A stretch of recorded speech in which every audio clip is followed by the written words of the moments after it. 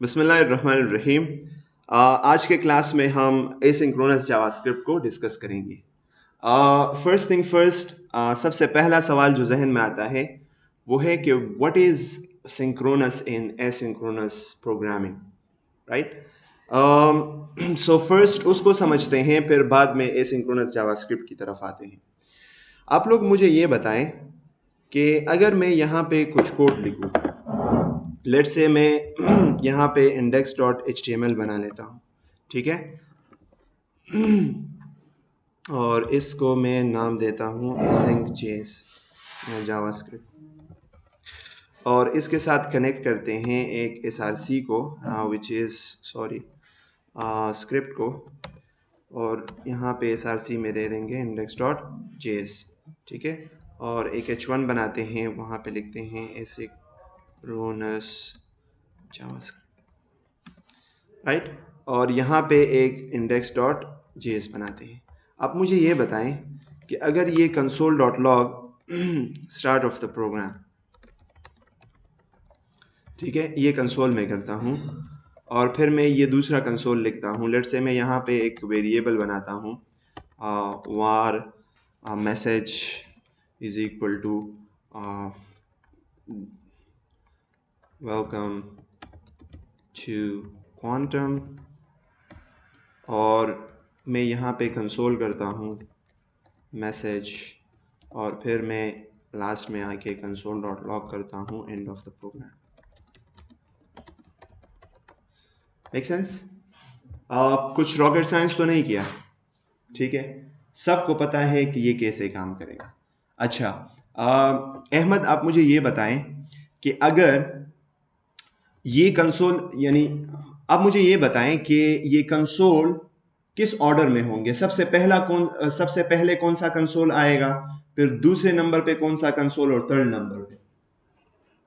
सबसे पहले तो जब हार्वेस्टिंग की वजह से मैसेज ऊपर चला जाएगा, बिल्कुल सर, तो सर वो उसमें तो कंसोल नहीं है ना, मैं सिर्फ कंसोल की बात कर रहा हूँ, फॉरगेट अबाउट द होइस्टिंग। तो सबसे पहले कौन सा लाइन चलेगा? स्टार्ट वाला, फर्स्ट लाइन चलेगा, क्योंकि प्रोग्राम्स जो है वो from the top to bottom वो रन होते हैं। तो टॉप टू बॉटम सबसे पहला लाइन कौन सा, सबसे पहला स्टेटमेंट कौन सा है? स्टार्ट वाला, स्टार्ट ऑफ द प्रोग्राम वाला, कंसोल वाला जो स्टेटमेंट है, that is the first statement. तो सबसे पहले ये कंसोल होगा, फिर उसके बाद ये कंसोल होगा, और फिर उसके बाद ये कंसोल होगा, which is understandable, right, which make sense. मैं अगर यहाँ पे कंसोल खोलूँ तो जो हमने गेस किया है उसी ऑर्डर में हमारे पास यहाँ पे है।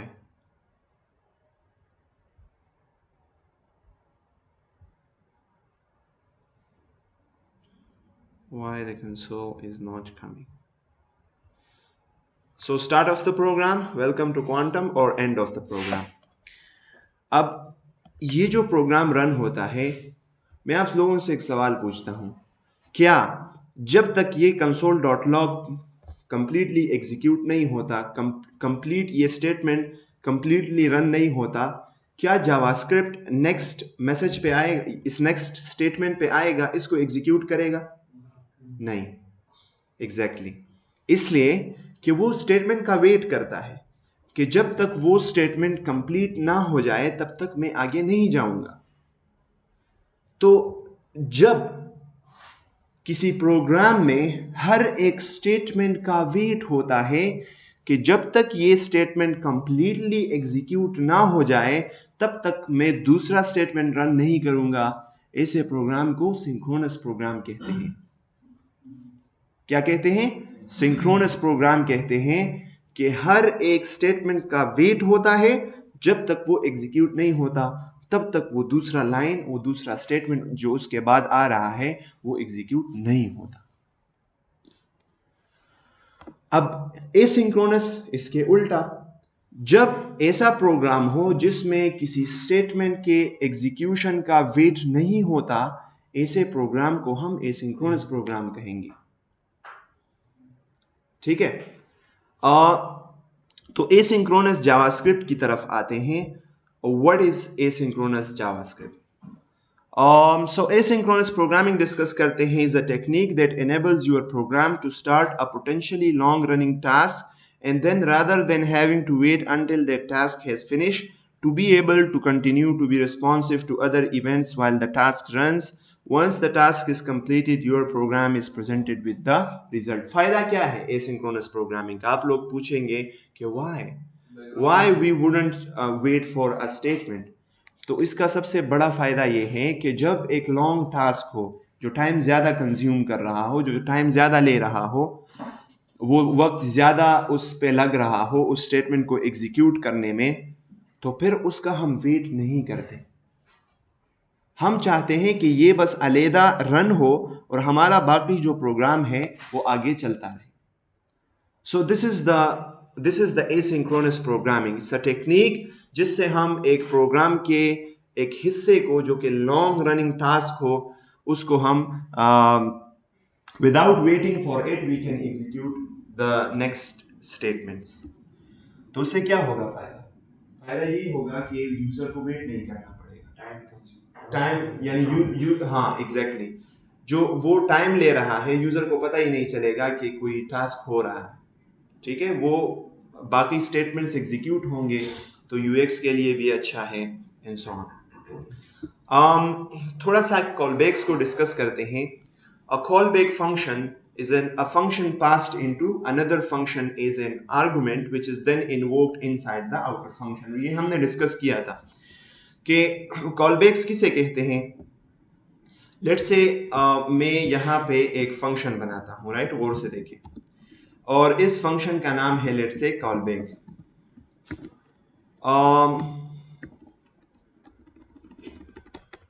या इसको चाइल्ड में देता हूँ, ठीक है, और इसके अंदर सिर्फ कंसोल करते हैं, console dot log inside child function, और फिर एक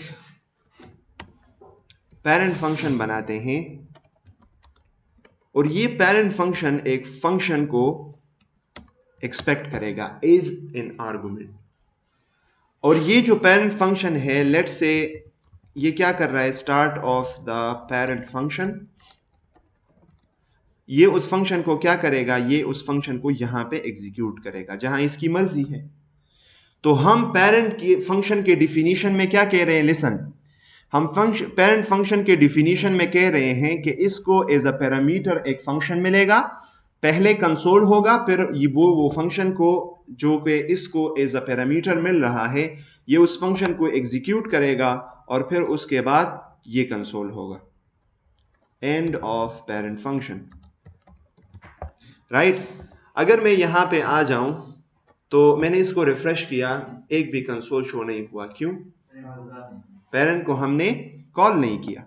तो अब जब पेरेंट को हम कॉल करेंगे, शागालिब वो क्या एक्सपेक्ट कर रहा है, एज अ पैरामीटर वो क्या एक्सपेक्ट कर रहा है कि हम उसको क्या देंगे, स्ट्रिंग देंगे कि बूलियन देंगे, क्या देंगे? इस पेरेंट फंक्शन को जब हम कॉल करेंगे तो ये एक पैरामीटर एक्सपेक्ट करता है। तो ये पैरामीटर क्या होना चाहिए, स्ट्रिंग होना चाहिए, बूलियन होना चाहिए, क्या होना चाहिए? स्ट्रिंग होना चाहिए। स्ट्रिंग को आप कॉल कर सकते हैं,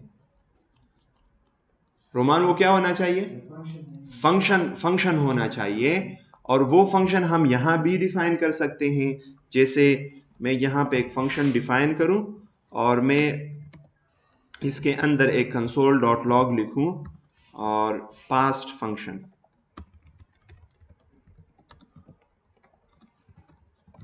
ठीक है। तो ये जो फंक्शन है ये मैंने यहां पे इस पैरामीटर की जगह पे डिफाइन कर लिया है। तो ये पूरा फंक्शन इसको यहां इस पैरामीटर में पास होगा और ये इसको यहां पे कॉल करेगा। तो हमें पहले start of the parent function मिलेगा, फिर हमें console dot log inside pass function मिलेगा और फिर उसके बाद एंड ऑफ पेरेंट फंक्शन मिलेगा। तो मैं अगर सेव करता हूं और यहां पे आता हूं तो ये देखिए, start of the parent function, inside pass function, end of parent function, end of the program. समझ आ गई? अब ये जो फंक्शन हम इस दूसरे फंक्शन, ये जो फंक्शन है जो कि हम इस पेरेंट फंक्शन को एज अ पैरामीटर पास कर रहे हैं, this function is called a call back, this is called a call back. और जरूरी नहीं है कि वो कॉल बैक आप उसी जगह पे डिफाइन करें। अब मेरे देखिए चाइल्ड फंक्शन ऑलरेडी ऊपर एक फंक्शन डिफाइन है, तो आप वो भी पास कर सकते हैं। मैं इसको कमेंट कर लेता हूं और यहाँ पे इस पेरेंट को फिर से कॉल कर लेता हूं पेरेंट फंक्शन को, और मैं इसको वो चाइल्ड फंक्शन पास कर लूंगा। अब देखिए हमने पहले भी ये डिस्कस किया था कि ये जो चाइल्ड फंक्शन हम पास कर रहे हैं इसको हम यहाँ पे कॉल नहीं करेंगे, बल्कि हम सिर्फ वो फंक्शन इसको पास करेंगे कि ये फंक्शन ले लो, तुमने जब भी कॉल करना है फिर उसको कॉल करो। तो इसको सेव करते हैं और यहाँ पे जैसे ही मैं इसको रिफ्रेश करता हूँ, ये देखिए start of the parent function, inside child function, end of parent function और एंड ऑफ द प्रोग्राम। जी तो ये देखिए फंक्शन है सर, ये हम मस्ट कॉल करेंगे जो एज अ पैरामीटर पास हुआ है, जरूरी नहीं है। यानी फंक्शन को जरूरी इसलिए है, मैं कह देता हूं कि इसको कॉल करना मस्ट है। जावास्क्रिप्ट हमें फोर्स नहीं करता, बल्कि अगर आप सोचें तो आप फिर क्यों पास कर रहे हैं फंक्शन को, क्योंकि आप अंदर कॉल ही नहीं कर रहे हैं। फंक्शन का मकसद क्या होता है कि वो कॉल करें हम।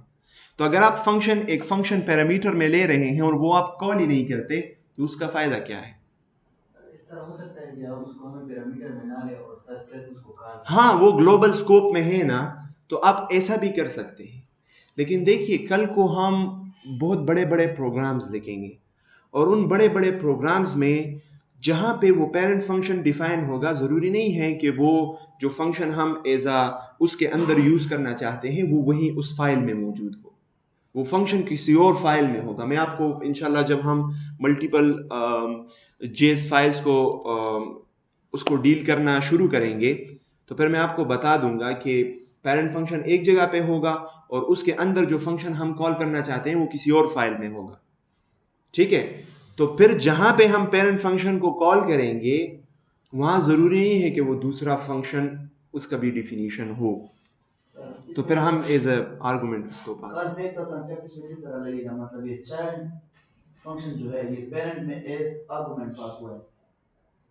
मैं समझा नहीं। कॉल बैक जो हमने पढ़ा था, एक फंक्शन दूसरे फंक्शन में एज आर्गुमेंट पास हुआ है। हाँ एग्जैक्टली, एज आर्गुमेंट या एज पैरामीटर। तो ये नीचे जो है ये चाइल्ड, ये चाइल्ड पेरेंट में एज आर्गुमेंट पास हुआ है, तो चाइल्ड का जो फंक्शन है ये यहाँ पे इसको हम कॉल बैक कहते हैं, यहाँ पे नहीं, यहाँ पे हम उसको कॉल बैक कहते हैं। ठीक है, so this is the call back function.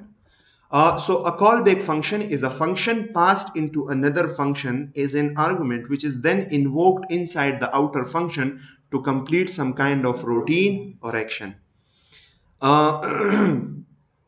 The above example is a synchronous callback as it is executed immediately. ये जो हमने एग्जाम्पल हमने पढ़ा यहाँ पे जो शो हुआ है ये सारे सिंक्रोनस कॉलबैक्स हैं, इसलिए कि वो इमीडिएटली एग्जीक्यूट हो जाते हैं और उसमें कोई डिले नहीं आता.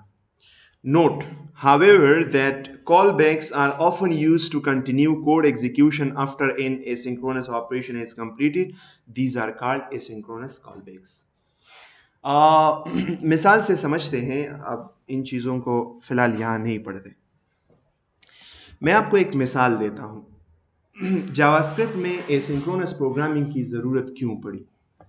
मैं अगर यहाँ पे आ जाऊँ और मैं यहाँ पे सर्च करूँ इसके अंदर एसिंक्रोनस जावास्क्रिप्ट, ठीक है, तो एसिंक्रोनस जावास्क्रिप्ट के अंदर अगर हम आ जाए तो मेरे ख्याल से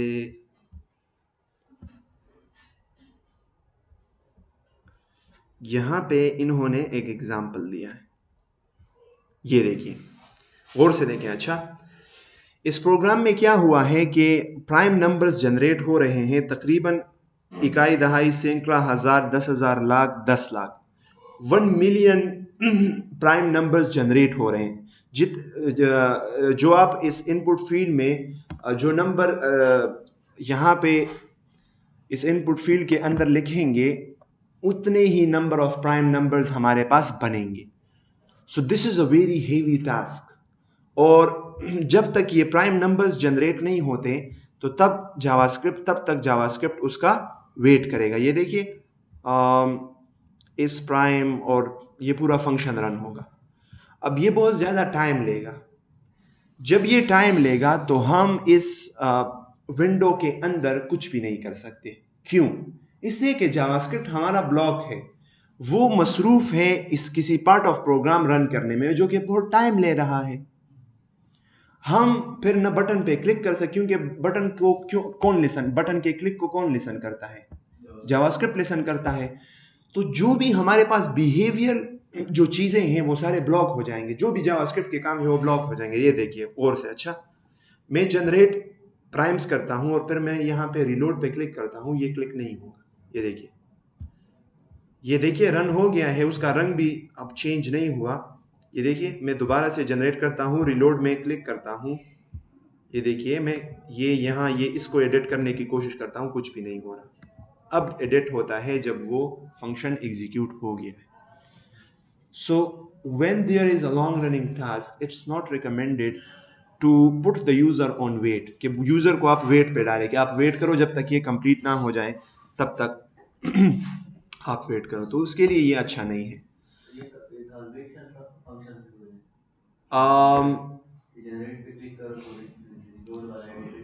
नहीं, बस आप ऐसा कंसिडर करें कि जब हम इस जनरेट प्राइम्स पे क्लिक करें तो ये यहाँ से इस वैल्यू को उठा देता है और उसके प्राइम नंबर को जनरेट करता है। हाँ। अच्छा, the trouble with long running synchronous function, क्या है उसका ट्रबल?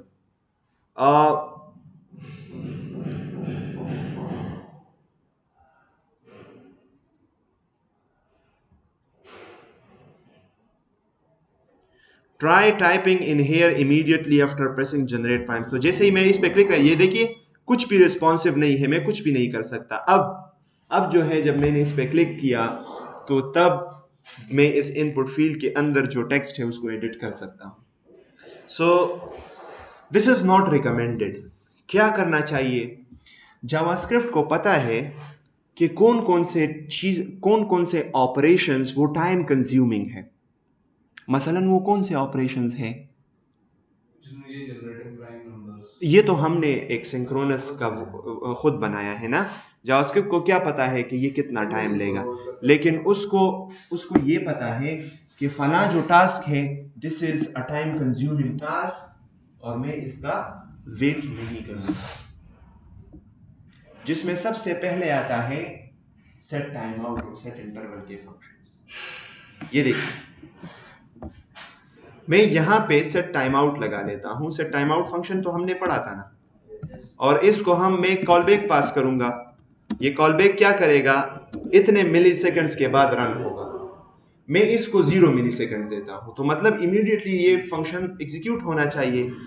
और कंसोल के अंदर हम देखते हैं एक नंबर देते हैं, इसको 0 नंबर देते हैं ताकि वहां पे वो पर्पल कलर हमें दिखाई दे, 0, और यहाँ पे हम कंसोल कर देते हैं इनसाइड टाइम आउट।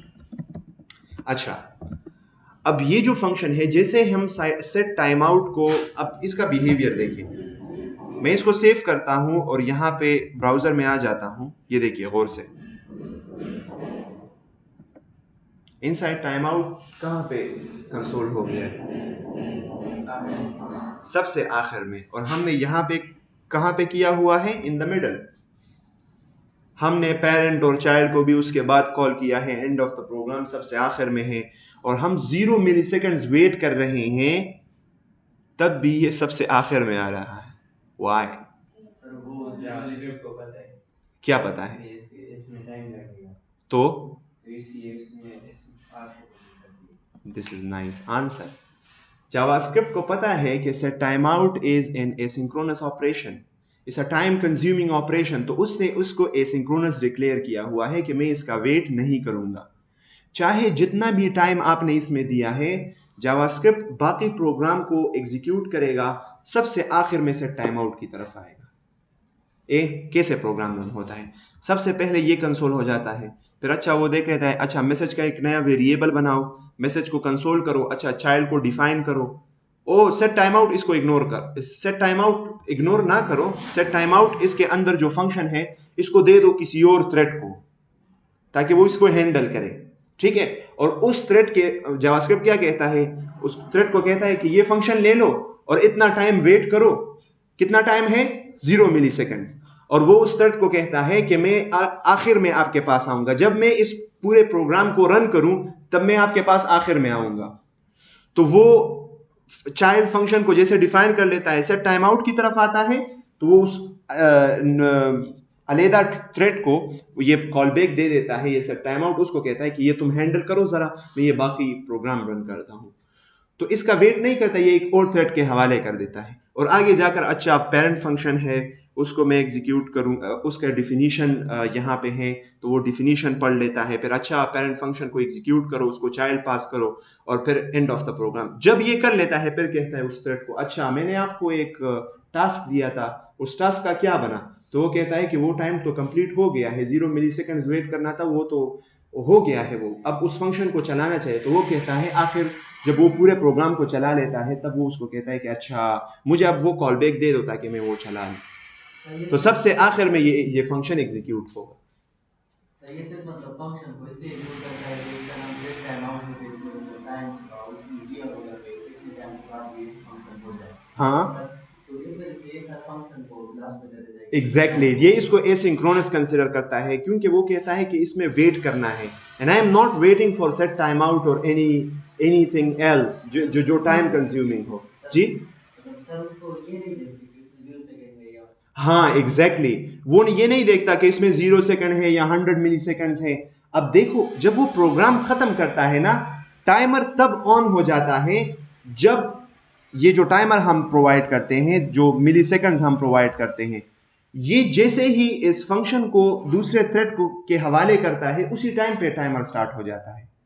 लेकिन वो टाइमर अगर खत्म भी हो ना, ये फंक्शन तब तक एग्जीक्यूट नहीं होगा जब तक जावास्क्रिप्ट पूरे प्रोग्राम से फारिग ना हो जाए। तब आखिर में वो जाके उससे पूछेगा कि अच्छा टाइम खत्म हुआ है, तो वो कहेगा हाँ टाइम तो कब का खत्म हो चुका है, तो वो कहेगा कि मुझे फंक्शन दे दो ताकि मैं एग्जीक्यूट करूं। अगर उसमें अभी भी टाइम है तो वो कहता है टाइम है, अब टाइम खत्म हुआ है, वो कहता है नहीं अभी भी 2 सेकंड बाकी है, तो वो जावास्क्रिप्ट का जो मेन थ्रेड है वो कहता है अच्छा 2 सेकंड में वेट कर लूंगा, 2 सेकंड के बाद दे दो। तो वो बार बार चेक करता है उस थ्रेड को, अच्छा अब तुमने कंप्लीट कर लिया टास्क, तुमने कंप्लीट कर लिया, जब वो अपने मेन प्रोग्राम से फारिग हो जाता है जावास्क्रिप्ट। तो जब 2 सेकंड गुजर जाते हैं तो उसको कहता है कि फंक्शन दे दो और उसको चला लेता है। और ये पूरा कंसेप्ट है इवेंट लूप का, इसमें इसके डिटेल में नहीं जाते, पहले एसिंक्रोनस चीज़ों को थोड़ा सा अंडरस्टैंड करते हैं और फिर बाद में इसकी तरफ जाएंगे। दूसरा जो एसिंक्रोनस टास्क है, देखो अब यहाँ पे अगर मैं 4000 मिली सेकेंड्स दे दूँ तो ये 4 सेकंड के बाद रन होगा, हम कहते हैं एग्जैक्टली 4 सेकंड्स के बाद। No, not exactly. अगर प्रोग्राम इतना बड़ा हो कि वो 4 सेकंड से भी ज्यादा ले रहा है तो शायद ये टाइम आउट कब रन होगा, कि शायद 4 सेकंड के बाद। अब समझ आ गई? तो पूरा प्रोग्राम जब तक खत्म नहीं होगा तब तक जावास्क्रिप्ट एसिंक्रोनस चीजों को एग्जीक्यूट नहीं करेगा, even if they are ready to be executed. क्योंकि रूल ये है इवेंट लूप का कि जब तक जावास्क्रिप्ट का मेन थ्रेड एम्प्टी नहीं हुआ तब तक वो एसिंक्रोनस कॉलबैक्स को एग्जीक्यूट नहीं करेगा। और एसिंक्रोनस कॉलबैक्स कौन वो करते हैं, कौन हैंडल करता है? अलहदा थ्रेड्स। और थ्रेड्स का क्या मतलब है, आप ऐसा कह लें कि अलहदा बंदे हैं उसके, वो उसको हैंडल करते हैं। सर हमने पढ़ा है कि एसिंक्रोनस जावास्क्रिप्ट जो है सर, ये मतलब स्टेप बाय स्टेप वो एग्जीक्यूट नहीं होता, मतलब ये रैंडमली होता है, पहले भी हो जाता है बाद में। अगर इसमें कोई एरर आ जाए चाइल्ड फंक्शन में या पेरेंट फंक्शन में, console log. What a great question. अगर एरर आ जाए, और इसी की तरफ मैं आ रहा था, शुक्र है कि आप लोगों ने बिफोर द टाइम उसको परसीव कर लिया। अब देखिए अब हम आगे फेच एपीआई पढ़ेंगे, और फेच एपीआई में क्या होगा कि हम एक सर्वर को रिक्वेस्ट करेंगे। अब देखिए लेट्स से आपका इंटरनेट बंद है, तो क्या वो रिक्वेस्ट कामयाब होगा? नो, आपको एरर थ्रो होगा। तो फिर उस एरर पे हम क्या करेंगे, हमें ठीक है हमने एक कॉलबैक पास कर लिया, वो कॉलबैक तब रन होगा जब वो डेटा हमारे पास सर्वर से आ जाए। तब हम क्या करेंगे, जब हमारे पास एरर आ जाए। और देखो एक और स्टेट भी है, ये तो तब है जब वो एसिंक्रोनस टास्क कंप्लीट हो जाए, कि एसिंक्रोनस टास्क कंप्लीट हुआ या तो वो सक्सेसफुल है और या उसमें अनसक्सेसफुल है, एरर आया है उसमें। तो ये तो तब की बात हो गई। तीसरा स्टेट क्या है कि वो एसिंक्रोनस टास्क अभी चल रहा है, डेटाबेस जो बैकएंड को रिक्वेस्ट है वो अभी तक कंप्लीट नहीं हुआ।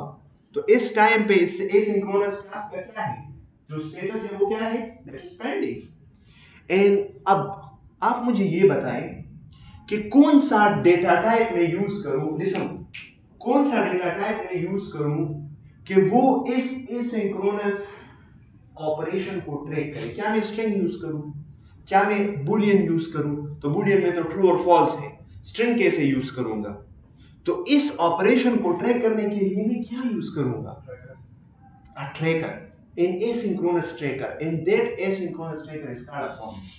ये देखिए, प्रॉमिस की तरफ आते हैं। A promise is an object representing the eventual completion or failure of an asynchronous operation। Promise आपको एक एसिंक्रोनस ऑपरेशन का स्टेटस बताता है कि अच्छा, जो आप एसिंक्रोनस ऑपरेशन कर रहे थे वो पेंडिंग स्टेट में है, या वो सक्सेसफुल हो गया है, या उसमें एरर आया है। So for tracking the asynchronous operations we use promises। So a promise is a container for a value not necessarily known when the promise is created। जरूरी नहीं है कि डेटा का आपको पता हो कि कैसे डेटा आएगा, अरे आएगा, स्ट्रिंग आएगा, बैकएंड से क्या आएगा, लेकिन उस टाइम पे हम प्रॉमिस को क्रिएट कर सकते हैं। वो पेंडिंग स्टेट है, जब सक्सेसफुल हो जाए तो मुझे डेटा किस फॉर्म में मिला है। So for tracking the asynchronous operations we use a promise. Promise के कितने स्टेट्स हो सकते हैं? पेंडिंग, कंप्लीटेड और इनिशियल स्टेट होता है ना, जो कि ना फुलफिल्ड हो और ना रिजेक्टेड हो। और फुलफिल्ड जब वो सक्सेसफुली वो एसिंक्रोनस टास्क कंप्लीट हो जाए, और रिजेक्टेड मींस कि वो एरर आ जाए उस एसिंक्रोनस टास्क पे। अब प्रॉमिस को हम कैसे क्रिएट करेंगे? How we are going to nice fetch it, how we are going to create a promise? So promise को क्रिएट करने के लिए हमें क्या चाहिए? हम प्रॉमिस क्लास यूज करेंगे। हम प्रॉमिस क्लास का एक इंस्टेंस बनाएंगे। लेट्स से मैं एक डेटाबेस को कॉल, मैं किसी बैकएंड सर्वर को कॉल कर रहा हूं, उसको रिक्वेस्ट कर रहा हूं, वो मुझे डेटा देगा तो उसमें टाइम लगेगा, और जावास्क्रिप्ट तो इसका वेट नहीं करेगा। तो मैं चाहता हूं कि मैं उसको ट्रैक करूं, तो उसके लिए मुझे क्या चाहिए? मुझे एक प्रॉमिस बनाना चाहिए। और प्रॉमिस कैसे बनाते हैं? प्रॉमिस क्लास का हम एक इंस्टेंस बनाएंगे, और जब हम इंस्टेंस बनाएंगे तो उस कंस्ट्रक्टर को हम एक कॉलबैक पास करेंगे। क्या पास करेंगे? कॉलबैक पास करेंगे। और उस कॉलबैक के अंदर हम लिखेंगे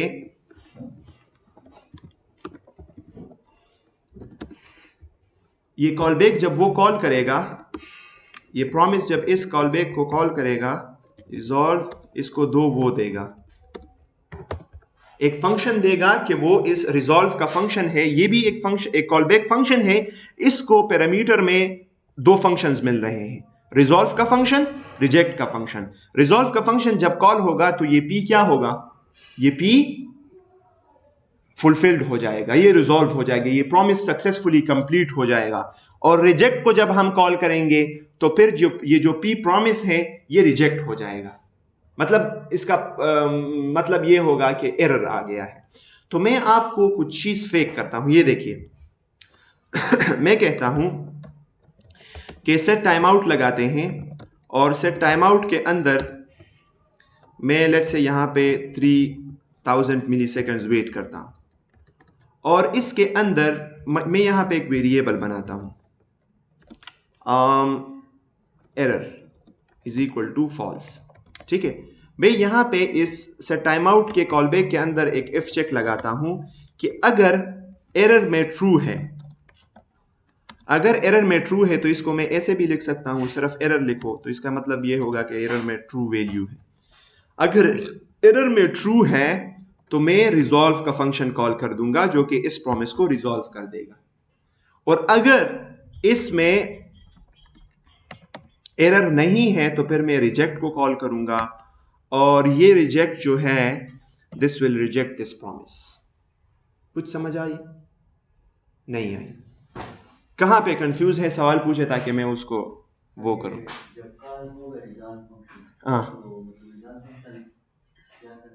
अच्छा, ये हम क्या कर रहे हैं, ये हम एक प्रॉमिस बना रहे हैं और इस प्रॉमिस के अंदर एक एसिंक्रोनस टास्क हो रहा है, ठीक है। वो एसिंक्रोनस टास्क हम मॉनिटर करना चाहते हैं, ठीक है। और अब वो एसिंक्रोनस टास्क कब सक्सेसफुल होगा, कब उसमें मतलब कब वो अनसक्सेसफुल होगा, तो ये हम डिफाइन करेंगे। तो हमने यहाँ पे उस कॉल बैक में उसको डिफाइन किया हुआ है कि तुम सिर्फ टाइम आउट लगाओ, 3 सेकंड के बाद इस एरर वेरिएबल को चेक करो, अगर इसमें फॉल्स है तो क्या करो, अगर इसमें ट्रू है तो फिर इसको रिजॉल्व करो इस प्रॉमिस को, तो इसका स्टेटस क्या हो जाएगा, रिजॉल्व हो जाएगा, फुलफिल्ड हो जाएगा। इनिशियली इसका स्टेटस पेंडिंग होगा, हाँ रिजल्ट आ जाएगा, और इसका जो स्टेटस है वो फुलफिल हो जाएगा। और अगर रिजेक्ट कॉल हो गया है तो वो इस प्रॉमिस को क्या कर देगा, इस प्रॉमिस को रिजेक्ट कर देगा। So this is the promise definition, कि प्रॉमिस कब रिजॉल्व होगा कब रिजेक्ट होगा वो हमने इस कॉल बैक के अंदर बताना होगा। अब मैं यहां पे इस P को, इस प्रॉमिस को कंसोल कर लेता हूं ताकि इसको कंसोल में थोड़ा सा देख ले। तो ये एक ऑब्जेक्ट होता है, नॉर्मल ऑब्जेक्ट जिस तरह हमारे पास होता है। मैं अगर इसको रिफ्रेश करूं तो ये देखिए प्रॉमिस का एक ऑब्जेक्ट है जिसका स्टेटस क्या है, पेंडिंग है। स्टेटस उसका क्या है, पेंडिंग है। अब अगर मैं इसको ओपन करूं, अनकॉट इन प्रॉमिस 17 पे, क्या है 17 पे, तो हमने इसमें एरर, सॉरी, अगर एरर में फॉल्स, अगर एरर फॉल्स है तो तब रिजॉल्व होगा ना। तो ये देखो उसने एरर थ्रो कर दिया है, क्यों, क्योंकि प्रॉमिस वो रिजेक्ट हो गया है, एरर फॉल्स था ना। हाँ ट्रिपल इक्वल डबल इक्वल दोनों डाल सकते हैं, दोनों में क्या फर्क है, ट्रिपल इक्वल स्ट्रिक्ट चेक है, ये टाइप को भी चेक करता है, वैल्यू को भी चेक करता है। डबल इक्वल सिर्फ वैल्यू को चेक करता है, टाइप इन्फ्रेंस यानी डबल इक्वल का यहाँ पे पता चलता है। अगर आप 1 डबल इक्वल टू ऐसे 1 कर लेना तो जावास्क्रिप्ट क्या करता है, इस स्ट्रिंग को कन्वर्ट करता है इनटू इंटीजर, और फिर देखता है कि आया ये स्ट्रिंग और ये जो नंबर है ये इक्वल है कि नहीं, डबल इक्वल में। लेकिन अगर आप यहाँ पे ट्रिपल इक्वल लगा लें तो फिर वो टाइप इन्फ्रेंस नहीं करता, बल्कि वो डायरेक्टली कंपेयर करता है कि 1 स्ट्रिंग के बराबर, तो स्ट्रिंग और नंबर कैसे बराबर हो सकते हैं, तो वो फिर यहाँ पे वो कंडीशन फॉल्स हो जाएगा। तो मैं यहाँ पे इसको सक्सेस कर दूंगा यार, सक्सेस ट्रू। जब सक्सेस हो जाए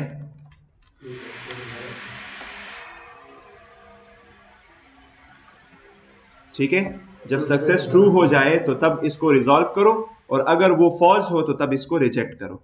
तो मैं अगर इसको रिफ्रेश करूं, सॉरी, ठीक है, तो मैं अगर इस प्रॉमिस को खोलूं तो ये क्या है, पेंडिंग है, ठीक है। मैं अगर इसको रिफ्रेश करूं और 4 सेकंड के बाद खोलूं, 4 सेकंड गुजरने दो, तो फिर अगर मैं इसको खोलूं तो इसका स्टेट वो अपडेट हो जाएगा। इनिशियली अगर मैं खोल दूं तो फिर क्या है, फुलफिल्ड। क्यों, वो इसलिए कि ये सक्सेस जो है इसमें ट्रू था। अगर इसमें ट्रू नहीं होता, यहाँ पे फॉल्स है, तो फिर ये प्रॉमिस क्या होगा, रिजेक्ट होगा, और ये एक एरर थ्रो करेगा। ये देखिए 4 सेकंड जैसे ही गुजर जाए यहाँ पे अनकॉट इन प्रॉमिस, ये देखिए एक एरर आ गया है। फायदा क्या है, ये देखिए हम एक एसिंक्रोनस टास्क कर रहे हैं, और हम जब प्रॉमिस बना रहे हैं तो उस प्रॉमिस को हम कह रहे हैं कि तुमने कब रिजॉल्व होना है और कब रिजेक्ट होना है। ये डिफिनीशन में हम बता रहे हैं कि 3 सेकंड्स जब गुजर जाए तो तुमने उसके बाद अगर सक्सेस में ट्रू है तो रिजॉल्व होना है, सक्सेस ट्रू नहीं है तो फिर आपने रिजेक्ट होना है। ये हमने उसको डिफाइन कर दिया कि तुमने कब रिजॉल्व और रिजेक्ट होना है। हाँ हम खुद बताएंगे उसको। अब फायदा तो इसका कुछ भी नहीं है, फायदा तो तब होगा जब ये प्रॉमिस रिजॉल्व हो जाए तब मैं एक काम करना चाहता हूं, और जब ये प्रॉमिस रिजेक्ट हो जाए तब मैं एक काम करना चाहता हूं। तो उसके लिए मैं क्या करूंगा? तो मैं इस प्रॉमिस पे देन लगाऊंगा। मैं इस प्रॉमिस पे क्या लगाऊंगा? देन लगाऊंगा। पी जिस वेरिएबल में प्रॉमिस पड़ा हो उस पे आप एक देन और केच लगा सकते हैं। देन भी एक फंक्शन है जो कि एक कॉल बैक लेता है, और उस पे आप केच लगाएंगे, और केच भी एक फंक्शन है जो कि कॉल बैक लेता है। इसका मकसद क्या है? इसका मतलब यह है, मकसद और मतलब यह है कि मैं चाहता हूं कि पी प्रॉमिस जब रिजॉल्व हो जाए 3 सेकंड के बाद, तो उसके बाद मैं कुछ करना चाहता हूं। तो जब वो प्रॉमिस रिजॉल्व हो जाए और उसके बाद जो काम हम करना चाहते हैं वो इस देन के अंदर करेंगे। वो कहां पे करेंगे? देन के अंदर करेंगे। और जब उस प्रॉमिस में एरर आ जाए और तब हम कोई काम करना चाहते हैं तो वो कहां पे करेंगे? केच में करेंगे। तो अब इसको हम कैसे वो काम करेंगे? वेरी नॉर्मल, हम एक कॉलबैक फंक्शन पास करेंगे, और ये कॉलबैक फंक्शन तब रन होगा जब ये प्रॉमिस रिजॉल्व हो जाए। और इस कॉलबैक फंक्शन के अंदर मैं लिखता हूं console.log congratulation the promise is resolve. ठीक है। और इस केज के अंदर मैं यहां पे एक फंक्शन डिफाइन कर लूंगा, और मैं यहां पे लिख लूंगा console.log। देखिए जब आप केच नहीं लगाते ना तो वो ऐसे एरर थ्रो करता है।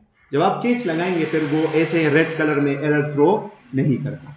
ठीक है, क्योंकि ये क्या कह रहा है? अनकॉट एरर इन प्रॉमिस, यानी आपने केच नहीं लगाया, प्रॉमिस रिजेक्ट हो गया लेकिन आपने उसको केच ब्लॉक नहीं लगाया। तो मैं केच के अंदर वो कर लेता हूं कि oops the promise is rejected। तो इसको सेव करते हैं और मैं इसको रिफ्रेश करता हूं। अब देखिए जैसे ही 4 सेकंड्स होंगे तो या तो वो प्रॉमिस रिजॉल्व होगा या रिजेक्ट होगा। 4 सेकंड के बाद कौन सा कंसोल आ गया है? oops the promise is rejected। अगर मैं यहां पे सक्सेस में ट्रू सेव करूं और मैं फिर इसको रिफ्रेश करूं, ये देखिए कुछ भी यहां पे नहीं है। अभी आ जाएगा 4 सेकंड्स के बाद congratulation the promise is resolve. So that is how we will be doing asynchronous operations moving forward। हम प्रॉमिस डिफाइन करेंगे कि हमारा प्रॉमिस कब रिजॉल्व और रिजेक्ट होगा, और फिर उस रिजॉल्व और रिजेक्ट होने के बाद हम उस पे जो करना चाहते हैं वो देन और केच में करेंगे। ये समझे, आंखें बंद करें और सोचे। मैं दोबारा बता रहा हूं, आंखें बंद करें, सब सोचें। अगर हम एक प्रॉमिस बनाएंगे तो प्रॉमिस हम बनाते हैं एसिंक्रोनस ऑपरेशंस को ट्रैक करने के लिए। तो उस प्रॉमिस को बनाने के लिए हम जब उसको बनाएंगे तो उसको एक फंक्शन पास करेंगे, जिस फंक्शन में हम उसको ये बताएंगे कि तुमने कब रिजॉल्व होना है और कब रिजेक्ट होना है। जब वो रिजॉल्व हो जाए तब क्या करना है, और जब वो रिजेक्ट हो जाए तब क्या करना है, ये हम देन और केच में करेंगे। ठीक है। अब देखें, तो ये मैंने फंक्शन को, इस प्रॉमिस को ये डिफाइन किया है कि तुमने कब रिजॉल्व और रिजेक्ट होना है, और देन के बाद जब वो रिजॉल्व हो जाए तब क्या करना चाहता हूं, देन के अंदर कोड लिखूंगा, और जब वो रिजेक्ट हो जाए तब केच के अंदर लिखूंगा। और एक और जबरदस्त बात, अगर आप यहां पे कुछ डेटा लेना चाहते हैं कि जब प्रॉमिस रिजॉल्व हो जाए और मुझे कुछ डेटा मिले, तो आप उसको इस रिजॉल्व फंक्शन में पास कर सकते हैं। देखिए मैं यहां पे पास करता हूं डेटा कमिंग फ्रॉम रिजॉल्व। तो ये डेटा मुझे कब मिलेगा? दिन में कैसे मिलेगा? जब ये प्रॉमिस रिजॉल्व हो जाए तो ये जो डेटा है, ये जो स्ट्रिंग है, जो पूरा स्ट्रिंग है, ये मुझे कैसे मिलेगा? तो ये जो कॉलबैक फंक्शन होता है ना, इसमें मुझे ये जो रिजॉल्व फंक्शन को जो भी मैं इन द पैरामीटर्स पास करूं वो मुझे यहां पे मिलता है जब वो प्रॉमिस रिजॉल्व हो जाए। तो मैं अगर इसको कंसोल करूं ना तो मुझे इस डेटा में क्या मिलेगा? हाशिर डेटा में क्या मिलेगा? एग्जैक्टली, रिजॉल्व में जो पैरामीटर्स पास किए हैं वो कहां पे मुझे मिलेंगे? वो मुझे यहां पे देन के अंदर जो कॉलबैक है उसके अंदर मुझे पैरामीटर में मिलेगा। तो मैं इसको रिफ्रेश करता हूं और 4 सेकंड्स के बाद कंग्रेचुलेशन द प्रॉमिस इज, मैंने सेव नहीं किया, सेव करते हैं, रिफ्रेश करते हैं। 4 सेकंड के बाद यहां पे आ जाएगा कि the data coming from resolve. ये देखिए जो डेटा मैंने वहां पे पास किया था वो मुझे मिल रहा है। अगर मैं यहां पे एक ऑब्जेक्ट पास करूंगा जब ये रिजॉल्व हो जाए या प्रॉमिस, और मैं यहाँ पे एक ऑब्जेक्ट पास करूँ, let's say success true message resolved, तो मुझे इस डेटा में अब क्या मिलेगा? इस डेटा में ये पूरा ऑब्जेक्ट मिलेगा। ये देखिए सक्सेस ट्रू मैसेज रिजॉल्व। और अगर इस ऑब्जेक्ट को हम खोलेंगे तो इसमें कौन सी प्रॉपर्टी हर एक ऑब्जेक्ट में होती है? कल हमने पढ़ा था वो कौन सी प्रॉपर्टी होती है जो कि हर ऑब्जेक्ट प्रोटोटाइप। तो ये देखिए इसमें भी प्रोटोटाइप सब में होता है, ठीक है, राइट। अगर हम रिजेक्ट में कुछ डेटा भेजना चाहते हैं, कुछ एरर इंफॉर्मेशन भेजना चाहते हैं, तो वो भी हम यहाँ पे भेज सकते हैं। हम यहाँ पे एक ऑब्जेक्ट भेज सकते हैं सक्सेस फॉल्स, और हम मैसेज भेज सकते हैं समथिंग वेंट रॉन्ग, ठीक है, और हम उसको यहाँ पे गेट कर सकते हैं। So it is error. हाँ, क्यों नहीं कर सकते? अगर आपने पूरा ऑब्जेक्ट गेट कर लिया यहाँ पे console.log एरर में आपको क्या मिलेगा? पूरा ऑब्जेक्ट मिलेगा। सिर्फ मैसेज यहाँ पे प्रिंट करना चाहते हैं तो यहाँ पे error.message। तो मैं अगर यहाँ पे इसको सेव करूँ और यहाँ पे आ जाऊँ, रिफ्रेश करूँ, तो मुझे error.message मिलेगा और साथ में क्योंकि ये रिजॉल्व हो गया है ना, अब रिजेक्ट करते हैं तो इस सक्सेस में फॉल्स स्टोर करते हैं।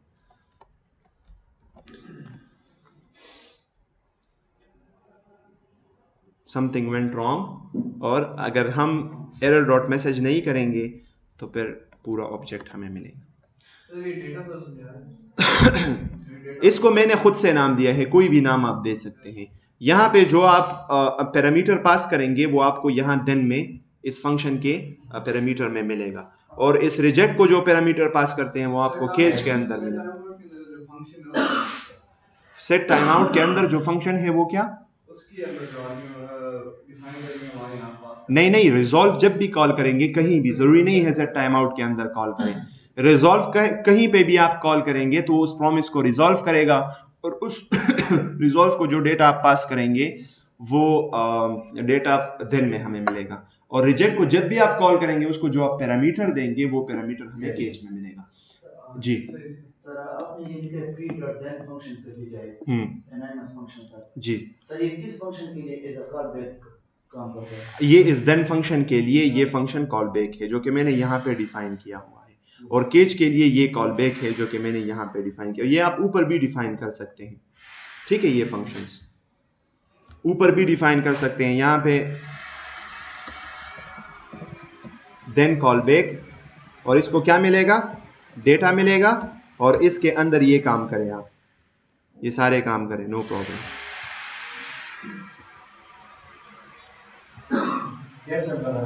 हाँ, वो भी इस तरह लिख सकते हैं, ठीक है। और फिर मैं यहाँ पे क्या करूँगा?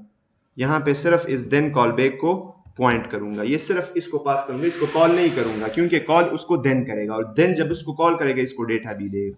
तो आप इसे ऊपर इस तरह भी डिफाइन कर सकते हैं। It will work one of the same, कोई भी एरर नहीं आएगा क्योंकि एरर रिजेक्ट हो रहा है, इस वजह से उसको यहाँ पे मैं ट्रू कर लेता, सॉरी, यहाँ पे इसको ट्रू कर लेते हैं और फिर देखते हैं।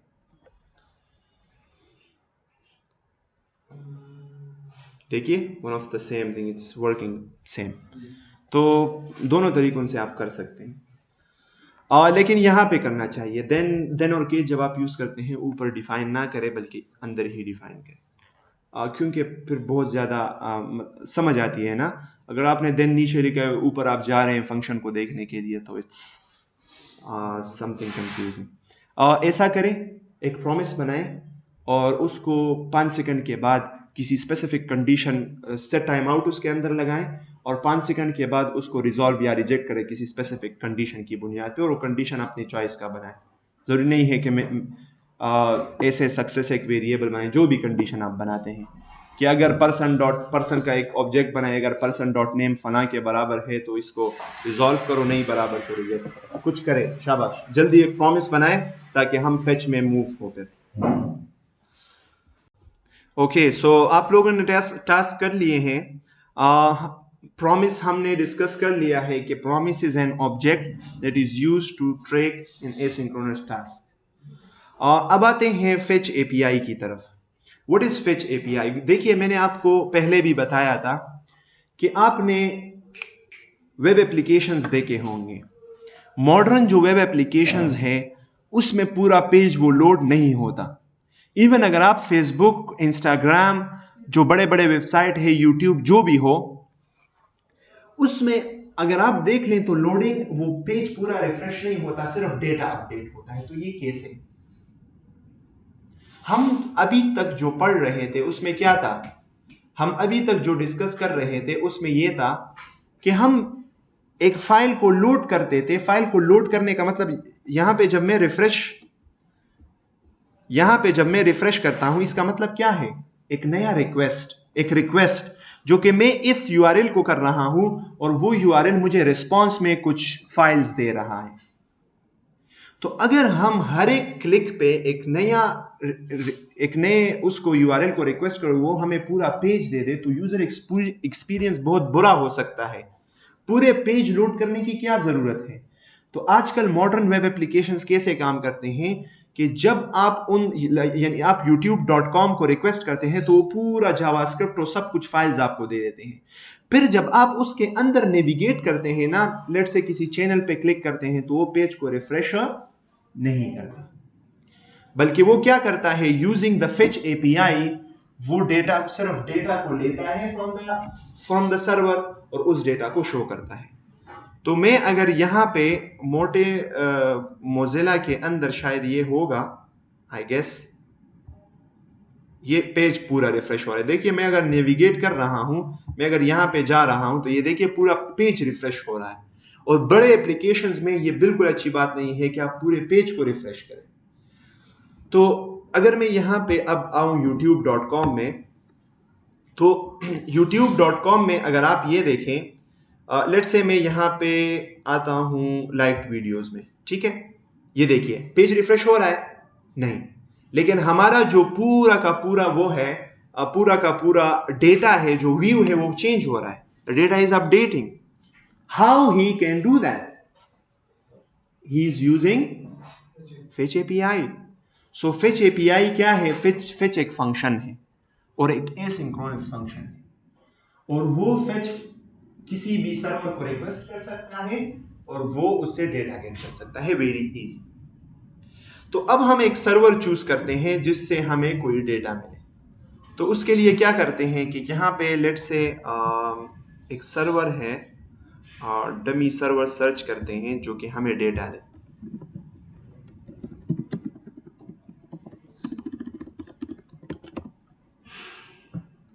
Dummy JSON. अच्छा, जेसन के बारे में थोड़ा सा डिस्कस करते हैं। What is JSON? आपका सर्वर किस लैंग्वेज में होता है? इंग्लिश में होता है।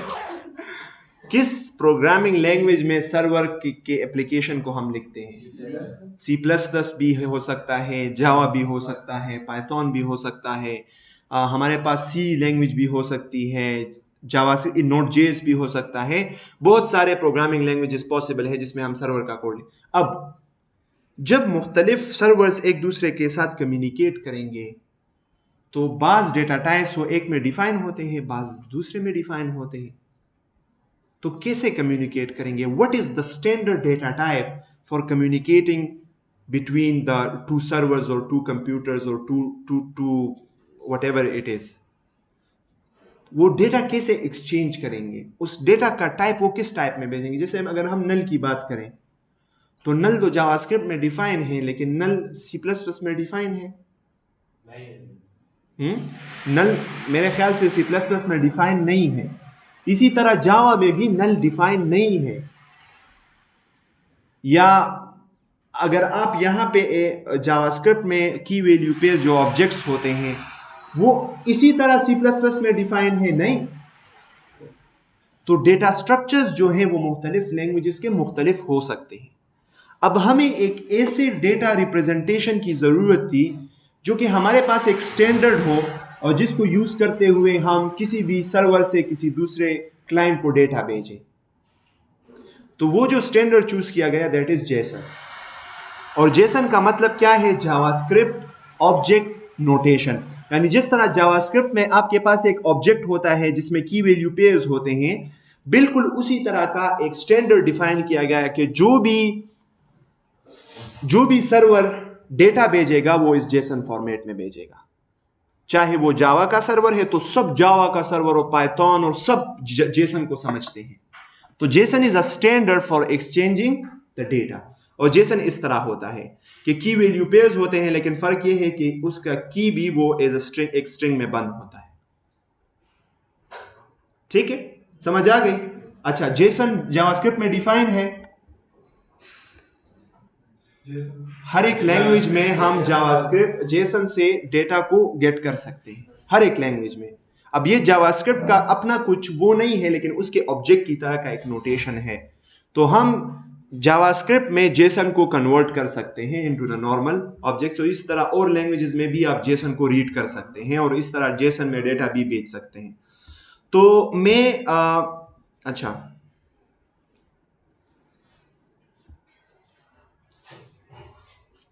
अच्छा, मेरे पास ये एक URL है dummyjson.com और इसमें /products को अगर हम रिक्वेस्ट करेंगे तो ये हमें पूरे के पूरे प्रोडक्ट्स देगा। ठीक है, समझ आ गई? तो अब क्या करते हैं, एक और फाइल बनाते हैं और उसको मैं नाम देता हूं fetch.js और इसको कनेक्ट करते हैं अपने index.html के साथ। ठीक है, so let's use a script tag और यहाँ पे src में हम लिख लेते हैं fetch.js। अब इस fetch.js के अंदर हम क्या करते हैं कि यहाँ पे हम fetch फंक्शन को यूज कर लेंगे और इस fetch फंक्शन को हम एज अ फर्स्ट पैरामीटर हम एक URL देंगे और वो URL एक सर्वर का होगा जिस सर्वर को आप रिक्वेस्ट करना चाहते हैं डेटा के लिए। तो मैंने अभी वो कॉपी कर लिया। तो https dummyjson.com/products एक URL है, एक सर्वर है, उसको मैं रिक्वेस्ट करना चाहता हूं ताकि वो मुझे सारे प्रोडक्ट्स दे दे। अब दूसरा जो पैरामीटर है, वो दूसरा पैरामीटर एक ऑब्जेक्ट है जिसमें आप सारे कॉन्फ़िगरेशन करेंगे।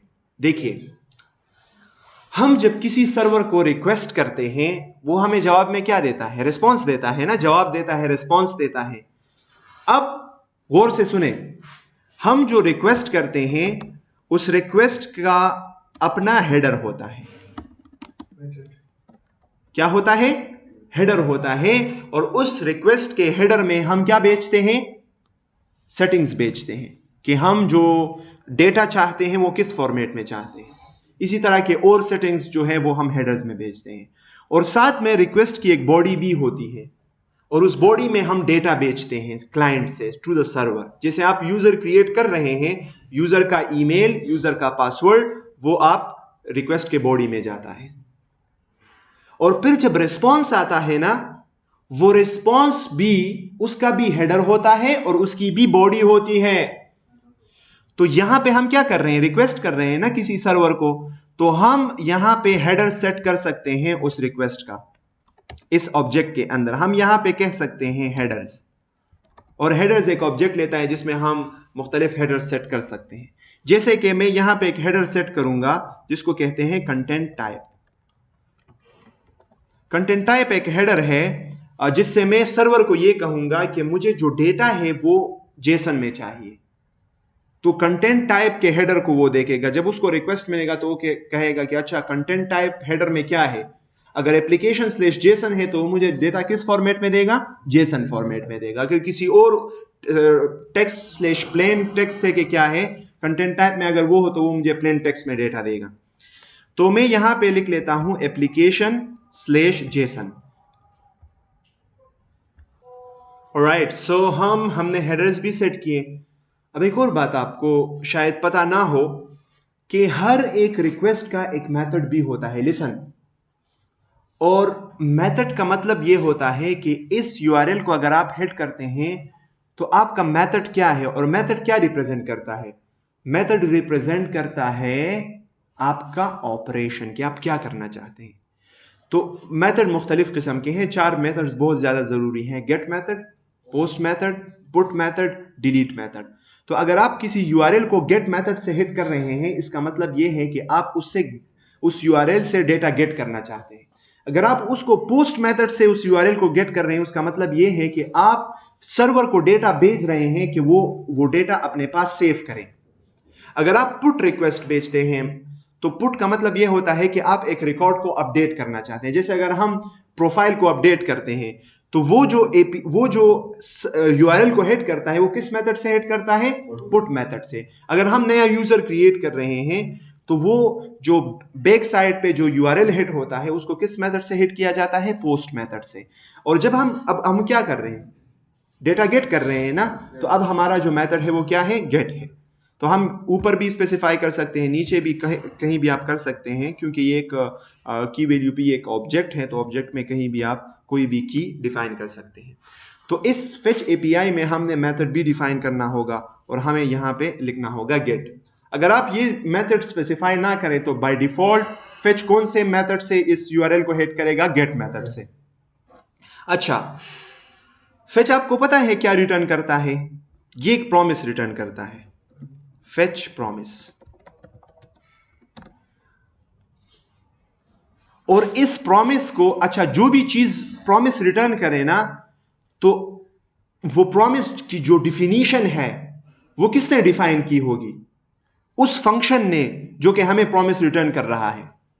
अब फेच हमें एक प्रॉमिस रिटर्न कर रहा है, तो वो प्रॉमिस कब रिजॉल्व होगा? तो फेच ने ये कॉन्फ़िगर किया हुआ है कि जब वो रिक्वेस्ट जो है वो सक्सेसफुली डेटा आ जाए तो वो प्रॉमिस रिजॉल्व होगा, और अगर सक्सेसफुली डेटा ना आए, बीच में कोई एरर आ जाए, इंटरनेट काम ना करे, तो फिर वो प्रॉमिस क्या होगा? रिजेक्ट होगा। तो हम क्या करना चाहते हैं? हमें ये प्रॉमिस में, जब ये प्रॉमिस फुलफिल हो जाए तो हमें क्या मिलेगा? डेटा मिलेगा, प्रोडक्ट्स मिलेंगे, और उस प्रोडक्ट्स को हम लेट से कंसोल करना चाहते हैं। क्या करना चाहते हैं? कंसोल करना चाहते हैं, ताकि हम देख ले कि हमें क्या डेटा मिलता है। और अगर उसमें एरर आ जाए तो हम कंसोल कर देंगे कि यार एरर आ गया है। तो इस पे कैसे, ये हम कैसे करेंगे कि फेच प्रॉमिस जब रिजॉल्व हो जाए तो हम ये करना चाहते हैं? देन और कैच से करेंगे। तो फेच प्रॉमिस डॉट देन, और इसको वो डेटा यहां पे मिलेगा। फंक्शन ये जो कॉल बैक है, ये जब रिजॉल्व होगा तो इसको वो डेटा मिलेगा जो सर्वर ने इसको दिया है।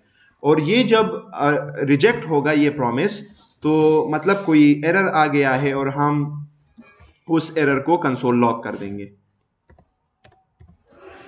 जी, अगर हम ये डॉट को ब्रैकेट के नीचे लिख ले कोई फर्क नहीं पड़ता। एरर को भी कंसोल लॉग कर देंगे और साथ में ऊपर लिख लेंगे समथिंग वेंट रॉन्ग। सर ये डेटा और एरर जो है सर, हाँ, ये मतलब बाय डिफॉल्ट अगर हम ना लिखे यहाँ पे तो नीचे कंट्रोल करें फिर भी होगा या जरूर लिखना पड़ता है? लिखना पड़ता है ना। अगर मैं यहाँ पे डेटा ना लिखूं तो मैं क्या यहाँ पे कंसोल करूंगा? मैं तो जिस पैरामीटर की वैल्यू को गेट करना चाहता हूं उस पैरामीटर को तो डिफाइन करूंगा ना, तब उसको कंसोल कर सकूंगा। और अब आते हैं, जब ये वो हो जाए तो हम कंसोल डॉट लॉग डेटा करते हैं, मैजिक दे के, राइट। मैं यहाँ पे आता हूँ और रिफ्रेश करते हैं इसको।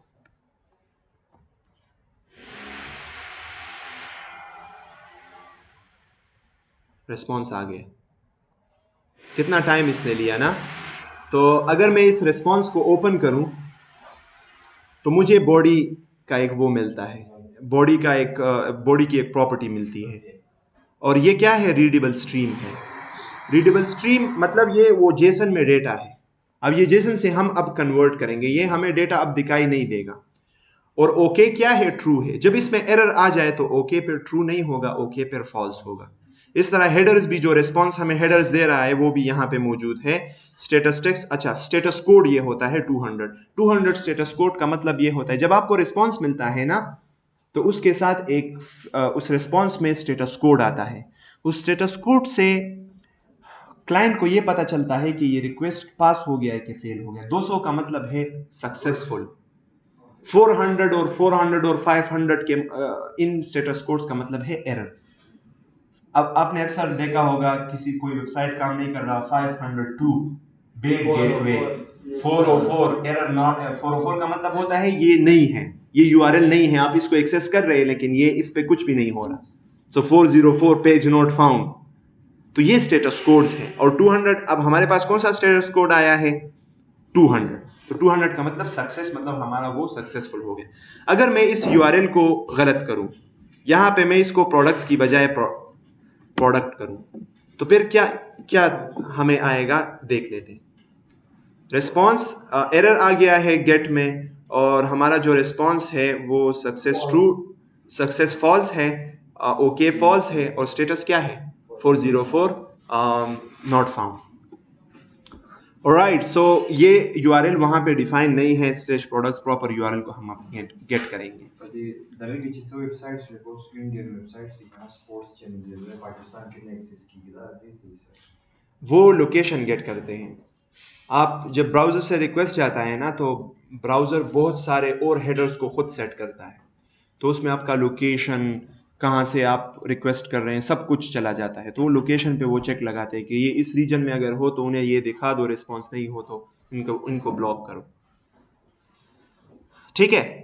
अब इस डेटा की कोई ख़ास अहमियत नहीं है क्योंकि हम नहीं देख सकते अपने उस डेटा को, तो हम इस डेटा को जेसन से कन्वर्ट करना चाहते हैं, किस में? जावास्क्रिप्ट ऑब्जेक्ट्स में, नॉर्मल जावास्क्रिप्ट ऑब्जेक्ट्स में। तो यहां से इस डेटा को गौर से देखें, यहां से मैं क्या करता हूं, डेटा डॉट जेसन एक फंक्शन है, कॉल करता हूं उसको। डेटा डॉट जेसन फंक्शन क्या है कि वो किसी भी जेसन डेटा को कन्वर्ट करता है from the JSON to the JavaScript data structures. तो अगर उस जेसन में अरे आ रहा है तो उसको कन्वर्ट कर लेता है अरे में, अगर उसमें कोई ऑब्जेक्ट आ रहा है तो उसको कन्वर्ट कर लेता है ऑब्जेक्ट में, एंड सो ऑन। ठीक है। सो मैं इस डेटा डॉट जेसन को मैंने ये कॉल कर लिया है, लेकिन ये भी प्रॉमिस रिटर्न करता है। ये क्या रिटर्न करता है? ये भी प्रॉमिस रिटर्न करता है, क्योंकि जेसन से कन्वर्ट करना भी एक एसिंक्रोनस ऑपरेशन है। तो इस प्रॉमिस को हम रिटर्न कर लेंगे।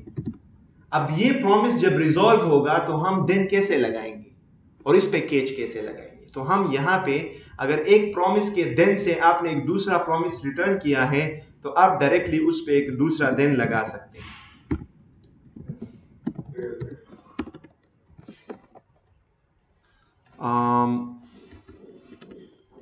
पार्स डेटा में उसको नाम दे दूंगा कि जेसन से उसने पार्स कर लिया है, और यहाँ पे मैं उसको कंसोल डॉट लॉग कर दूंगा पार्स डेटा, और नीचे में उसको कंसोल डॉट, और एक केच काफी है। अच्छा, जितने भी प्रोमिसेस पे आप देन लगा लें, 5 देन लगा लें, लेकिन सबके लिए एक केच काफी है।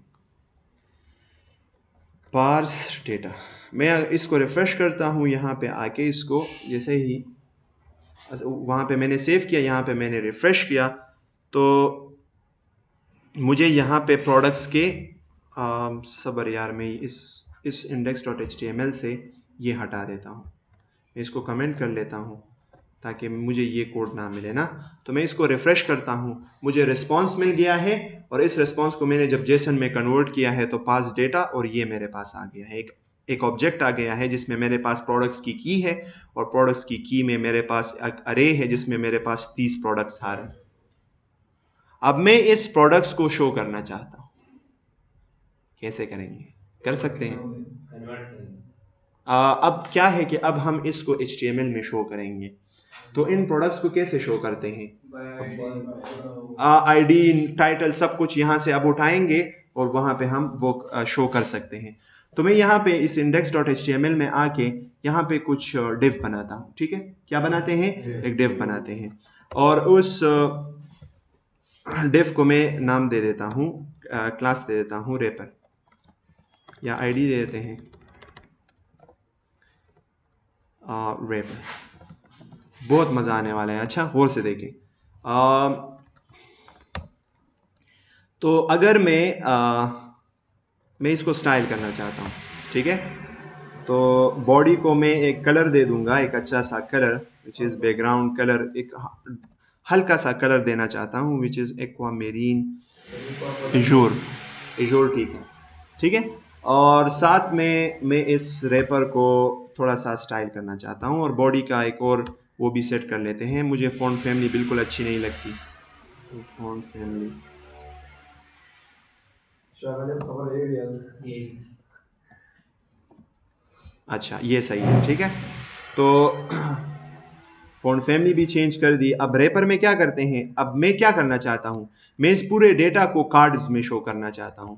तो इस रैपर को, और ये वो सारे डिव्स इस डिव के अंदर होंगे। कैसे? इस तरह है, इस रैपर डिव के अंदर मेरे पास यहाँ पे एक और डिव होगा जिसका क्लास होगा वो क्या कहते हैं, कार्ड, ठीक है। अब देखें कार्ड को देखें, अच्छा, और इसके अंदर H3 होगा और इस H3 में होगा लेट्स से फर्स्ट प्रोडक्ट, और टाइटल के अलावा मेरे पास क्या है इसमें,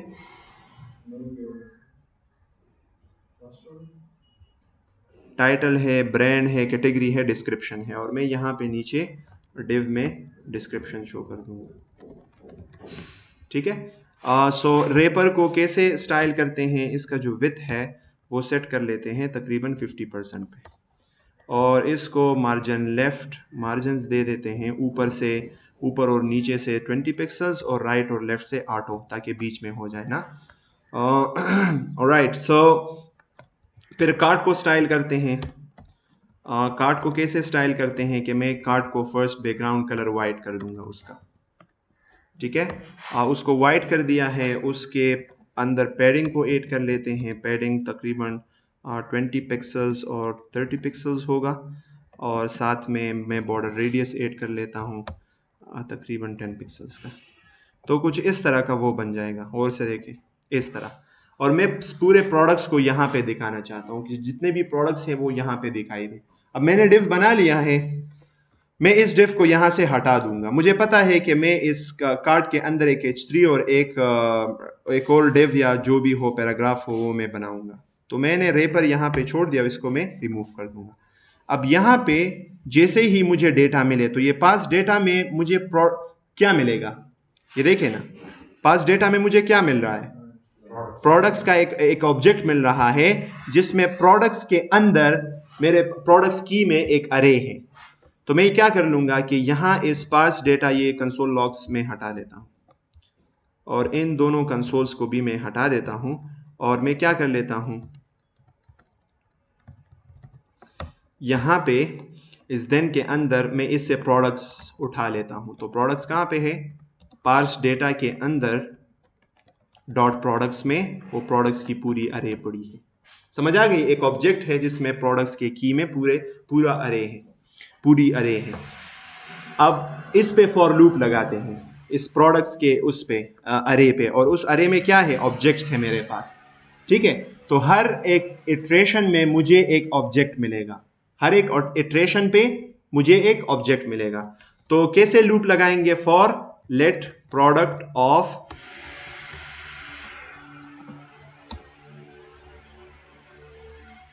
अच्छा, अब इस प्रोडक्ट के अंदर मुझे क्या मिलेगा, अगर मैं इसको कंसोल लॉग करूं तो प्रोडक्ट के अंदर मुझे एक ऑब्जेक्ट मिलेगा जिसके अंदर आईडी, टाइटल, डिस्क्रिप्शन सब कुछ होगा, ठीक है।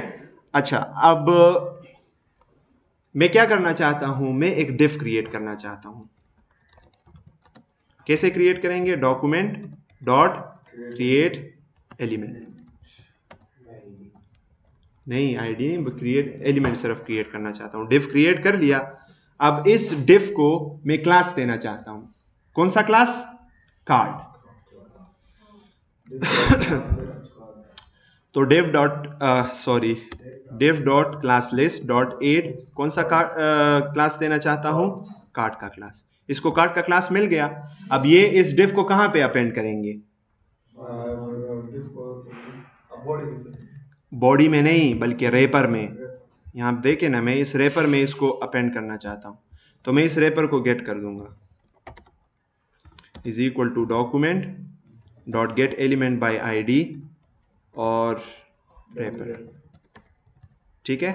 और मैं अब कह दूंगा, अच्छा ये लास्ट में करते हैं, डिव को रैपर में लास्ट में अपेंड करते हैं। अच्छा, अब डिव के अंदर मैं क्या करना चाहता हूँ, डिव के अंदर मैं एक H3 बनाना चाहता हूं। तो मैं पहले H3 को बना लूंगा, डॉक्यूमेंट डॉट क्रिएट एलिमेंट, कौन सा एलिमेंट, H3, और H3 के इनर टेक्स्ट में मैं क्या लिखना चाहता हूं, हाँ प्रोडक्ट का टाइटल। सो मुझे प्रोडक्ट मिल रहा है, ये एक ऑब्जेक्ट है और इसके अंदर मुझे प्रोडक्ट का टाइटल में शो करना चाहता हूं। So product title, product dot, ये देखो मुझे प्रोडक्ट मिल रहा है, ये एक ऑब्जेक्ट है और इसके अंदर टाइटल की एक की है, वो मैं H3 के इनर HTML में दिखाना चाहता हूं। फिर मैं एक पैराग्राफ शो करना चाहता हूं उसी कार्ड के अंदर। तो क्रिएट एलिमेंट, पी का पैराग्राफ का एक एलिमेंट क्रिएट करो और पैराग्राफ के इनर HTML या इनर टेक्स्ट में क्या लिखो, प्रोडक्ट डॉट डिस्क्रिप्शन। अच्छा, अब ये H3 और P जब तक हमने अपेंड नहीं किए होंगे तब तक ये शो नहीं होंगे इन द डॉक्यूमेंट। तो मैं इसको अपेंड कर लेता हूं to the dev dot append. पहले H3 को अपेंड करता हूं और फिर अपेंड, इसको अपेंड कर देता हूं P को, और फिर इस div को भी मैंने अपेंड नहीं किया हुआ तो मैं इसको रेफर में अपेंड कर देता हूं, इस div को जो कि ऊपर मैंने क्रिएट किया हुआ। इसको सेव करते हैं। अब मैजिक देखें,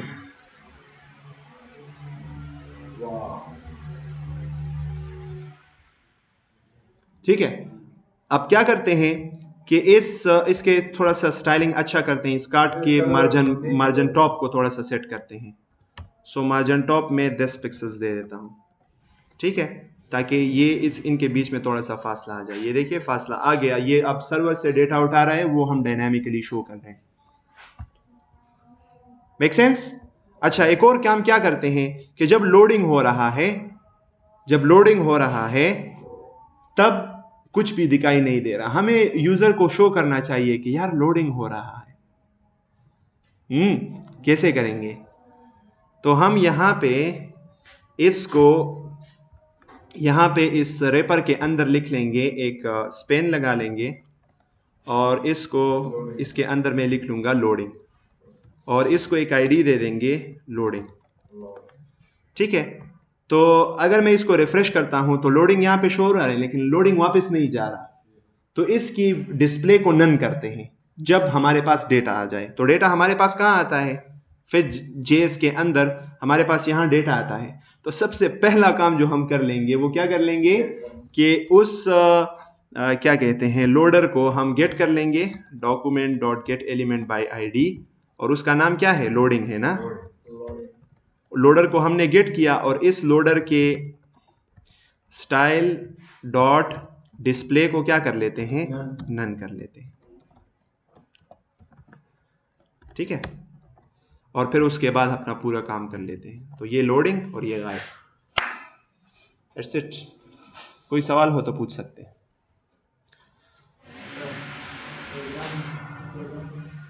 जी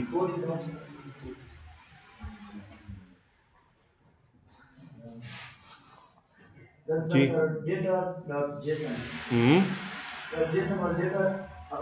यस, जावास्क्रिप्ट के डेटा स्ट्रक्चर में कन्वर्ट करता है। अगर उसमें एक ऑब्जेक्ट है तो उसको ऑब्जेक्ट में कन्वर्ट करता है, अगर उसमें अरे है तो अरे में कन्वर्ट करता है।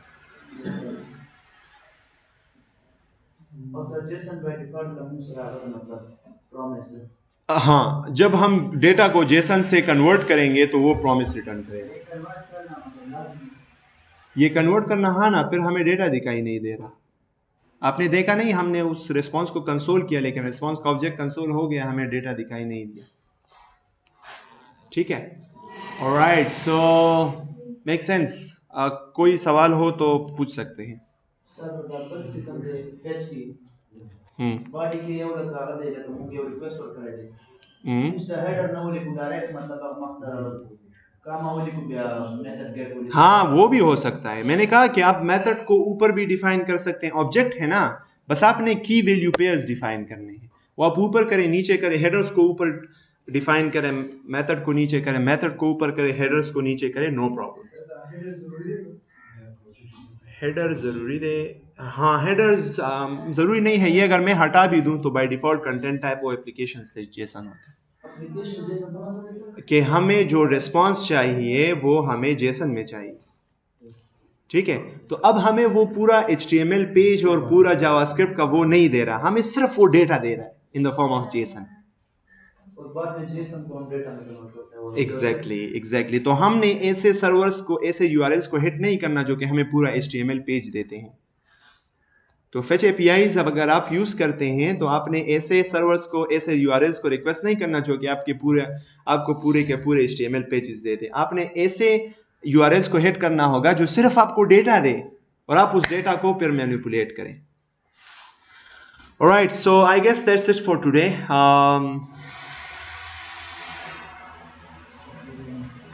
Stop करते हैं? Okay, that's it. Inshallah, see you in the next class.